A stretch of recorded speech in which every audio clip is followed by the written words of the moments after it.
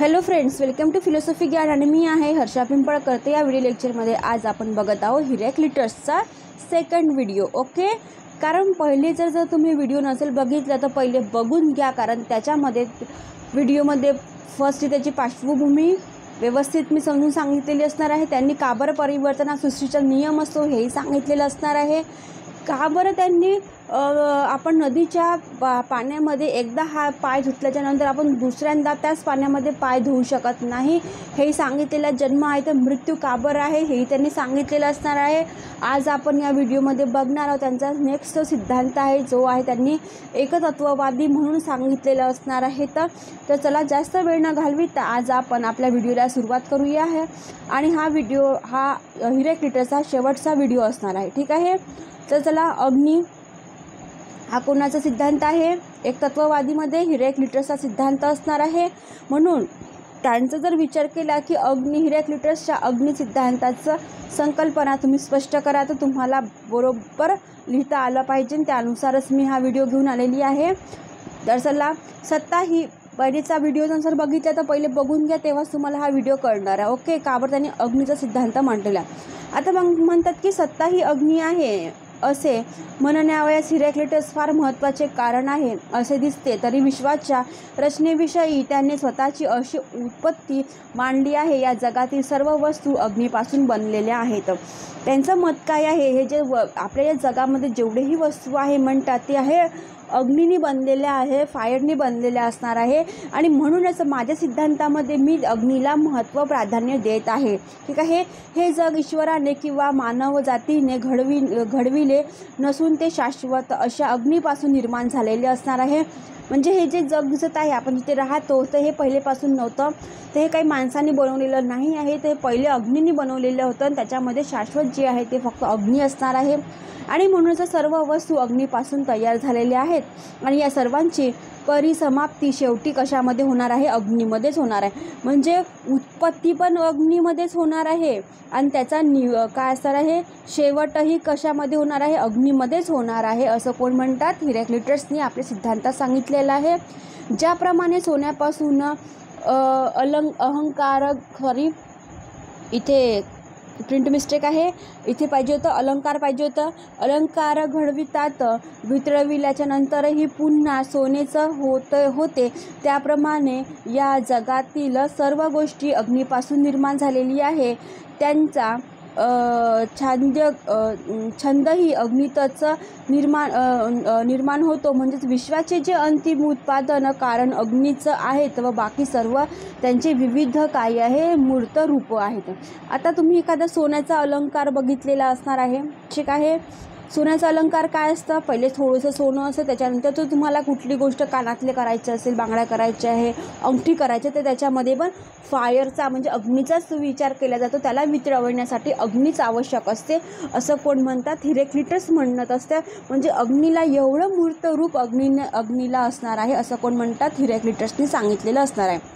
आता हिरॅक्लिटसने अग्नी हा अंतिम सत्ता म्हणून निवडण्याचे कारण बुद्धीचं पटण्यासारखे आहे, बरोबर आहे। आपल्या बुद्धीला पटते का बरं त्यांनी अग्नी सांगितलेलं असणार आहे? तर म्हणून अग्नी हा सर्वात अधिक बदलणारा पदार्थ आहे आणि आपल्या इंद्रियाच्या अनुभवास असे दिसून येते की अग्नी ही विविध व विजातीय स्वरूपाच्या वस्तू जळत म्हणून स्वतःमध्येच समावून घेते व त्याचे जे आपण क्षण बघत असतो त्याचे रूपांतरण बघत असतो हे काय असणार आहे? जगतामध्ये वाढतच चाललेलं असणार आहे। तर ठीक आहे, म्हणजे यांचे जे विचार आहे ते काय आहे? आजही आपण काय आहे तेवढंच महत्त्वाचं देत असते। आज बघा ना, आपल्याला जर स्वयंपाक करायचा असेल तर आपण अग्नीचाच विचार करत असतो, कुठे दुसऱ्या गोष्टीकडे विचार करत असतो। आपल्याकडे गॅस सिलेंडर भरलेलंच असते। जर आता म्हटलं की अग्नीमध्येच पूर्ण काय करणार आहे? समावून घेण्याची तेवढीच काय आहे? कॅपॅसिटी पण असणार आहेत। आणि म्हणूनच वेगवेगळ्या प्रकारच्या अनेक वस्तूपासून त्यांची वाढ होत असते व स्वतःहून अशी भिन्न अशा इतर कितीही वस्तू आपल्या असल्या तरी ती त्याचे स्वतःमध्ये रूपांतरण घेऊन व अशा भिन्न वस्तू एका क्षणाला असं ते कायसे नाहीसे होत असतात आणि ते कायसे विझून पण जातात, नाहीसा होत असते व प्रतिक्षणी इतका बदल इथे पाहायला मिळत असते की प्रत्येक क्षणाला ते वेगवेगळ्या रूपामध्ये आपल्याला पाहायला मिळते आणि ते प्रत्येक क्षण त्या पदार्थानुसार बाहेरून स्वतःमध्ये घेत असतो आणि तेवढ्याच प्रमाणात ते धूर, राख, वाफ या सगळ्या मार्गांनी आपल्याला काय ते बाहेरही टिकून इथे दिसत असते. म्हणजे बघा, अग्नीमध्ये एवढी शक्ती आहे, सांगायची गरज नाही आहे की एखाद्या वस्तूला जर जाळलं तर त्याची राख रांगोळी झाल्याशिवाय राहत नाही. एखादं बघा ना, हॉटेल एवढं सुंदर आहे, एखाद्या हॉटेलला आग लागली, कशामुळे पण लागली असेल तर त्याचं जे पहिलेचं जे रूप आपल्याला पाहायला मिळत असते का नाही, तर ते पूर्ण राख रांगोळी झालेली आपल्याला पाहायला मिळत असते. आणि म्हणूनच मूळ अग्नी हा हिरॅक्लिटसच्या मताप्रमाणे वायूत रूपांतरण होते, वायू जगात व जल पृथ्वीत रूपांतरण होत असते आणि ते अधोगामी मार्ग, याच्यात उलट ऊर्ध्वगामी मार्ग म्हणजे अपवर्ड आणि डाऊनवर्ड हे जे आहे पथ हे सांगितलेलं असणार आहे. पृथ्वीचे जलात, जलाचे वायूत व वायूचे अग्नीत रूपांतरण होते आणि हे सर्व रूपाने एका विशिष्ट पद्धतीने होत असते आणि हे कायसे क्रमाक्रमाने इथे होत असते. आणि म्हणूनच अधोगामी आणि ऊर्ध्वगामी हा जो उगम आहे, मार्ग हा एकच आहे. आणि अग्नीचे अस्तित्व मूळ संघर्ष किंवा विरोधी द्वंद्ववाद तणावावर आधारलेले आहे. जल किंवा वायूच्या बाबतीत हे घडत नाही. म्हणजे बघा, जल आणि वायू या दोघांच्या नुसार जर याची तुलना केली तर अग्नीला काय खूप महत्त्वाचं आहे, कारण एकदाची राख रांगोळी झाली का ते पुन्हा येत नाही. आपल्याला अजून त्याला काय करावं लागतं, वेगळ्या प्रकारे आपल्याला त्याची रचना करावी लागत असते. आणि म्हणूनच आपल्या पूर्वजांहूनही आपण काही वेगळे सांगायला पाहिजे, याचं काहीतरी नाविन्य असायला पाहिजे ना. आणि एवढ्याकरिताही हिरॅक्लिटसने ही जी लहर आहे, अग्नीला अंतिम सत्ता इथे निवडण्याचे त्यांचा जो विचार आहे हा त्यांच्यापर्यंत होता. आणि उलट अग्नीचे विशिष्ट स्वरूप, त्याचे गुणधर्म त्यांचे सगळं लक्षात आलं आणि म्हणूनच अग्नी ही अंतिम सत्ता म्हणून निवडण्यात आलेली आहे. हिरॅक्लिटस म्हणतात की अग्नी हा हे काय आहे, उणीव आहे आणि ती अधिक्य आहे, अतिरेक आहे, हे दोन्ही गोष्टी त्यांनी इथे सांगितलेल्या असणार आहे. अग्नी हे सतत वितरण, ताण, विरोधी, द्वंद्व, संघर्ष, भक्षण पण करत असतात. उद्दीपन आहे आणि बहिर्गमन पण आहे. या क्रिया सगळं अग्नीमध्ये इथे विचलित रूपाने आपल्याला पाहायला मिळत असते. पहिले सांगितलं की एखादी गोष्ट जर जळली, आता बघा ना, तुमचा जर एखादा चटका लागला तर तुमचं ते शरीराचा जो भाग असतो तो कशा प्रकारे जळत असते, हो की नाही. एखाद्या आपण पोळी करता करता आपल्या हातावर वाफच आली, ठीक आहे, तर तुमचा जो तेवढा भाग आहे कसा दिसतं ना, त्या प्रकारे थोडासा विचार करायचा.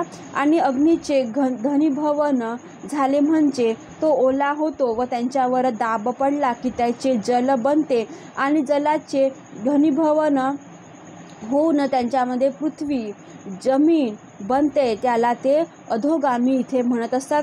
यांच्या उलट पृथ्वीचे द्विभवन होत असते, जे जल बनते व त्यापासून बाष्पीभवन होत असते आणि पदार्थ बनत असतात. म्हणजे बघा, ध्वनिभवन आणि बाष्पीभवन हे तुम्हाला माहिती आहे.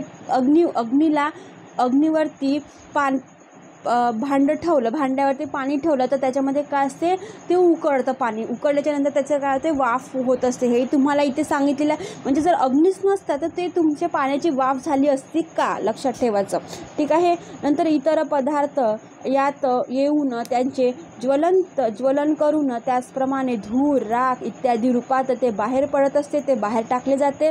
आणि इतर सर्व पदार्थ व अग्नी त्यांच्यात सतत विनिमय, देवाणघेवाण सतत चालू असते. भौतिक रूपात जर बघितलं आपण, त्याचे मूळ काय आहे, अक्षय असते, नित्य असते. आणि अंतिम द्रव्य ही सत्ता तेवढीच राहते, ती कमी किंवा जास्त होऊ शकत नाही, लक्षात ठेवायचं. त्याच्यानंतर त्याच्यात विकारही होत नाही. नंतर हिरॅक्लिटस म्हणतात की पदार्थाच्या कमी अधिक प्रामाण्याच्या बळाने दिवस व रात्र, उन्हाळा आणि हिवाळा होत असतो. निसर्गात सतत जरी संघर्ष व ताण चालू असला तरी अग्नी जेवढ्या प्रमाणात वस्तुतः उपस्थित होत असे त्यामुळे त्यांना सापेक्ष, स्थैर्य आणि नित्यता लाभत असते.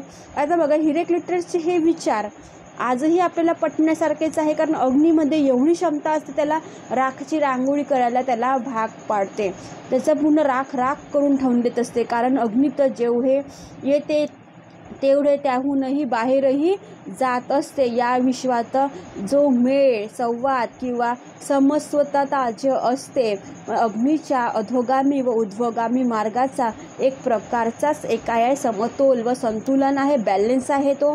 आणि एवढी जी झीज होते तेवढी भरही तिथे पडत असते. तेव्हाच हा असं इथे आपल्याला पाहायला मिळत असते. आणि त्यानुसारच हिरॅक्लिटसचे आहे जे विचार आहे हे आजही आपल्याला पटण्यासारखे आहे. का बरं अग्नी महत्त्वाचं असं त्यांना सांगितलेलं आहे या व्हिडिओमध्ये. आणि त्यांनी हे जे परिवर्तन का बरं ऊर्ध्वगतीने आणि अधोगतीने होत असते हे इथे सांगितलेलं आहे. का बरं ताण पडत असते, का बरं त्याचे संघर्ष क्षणभर इथे आपल्याला सगळंच पाहायला मिळालेलं असणार आहे. तर तुम्ही तुमच्या बुकमध्ये व्यवस्थित नोट्स काढून घ्या, ठीक आहे. हिरॅक्लिटसचा कुठलाही प्रश्न विचारला तरी आपल्याला सगळं लिहिता आलं पाहिजे. तर thank you for watching my video friends. व्हिडिओला लाईक करा, शेअर करा आणि सबस्क्राईब करायला विसरू नका. थँक्यू.